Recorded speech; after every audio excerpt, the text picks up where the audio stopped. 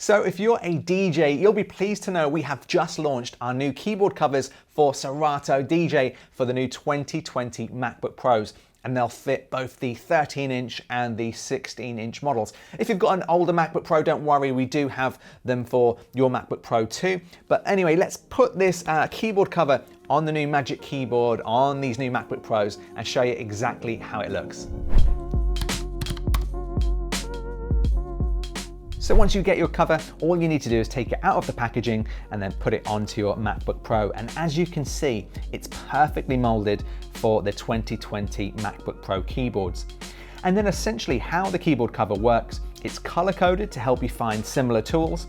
And then each key contains your standard typing letter, a shortcut icon, and shortcut text. And the beauty of this is not only does it give you all of the keyboard shortcuts to help you get through the program faster, but it also protects your MacBook Pro against dirt, dust, and spills. And you know what it's like when people are coming up to you in the DJ booth with their drinks, so this is a great way to protect your MacBook Pro.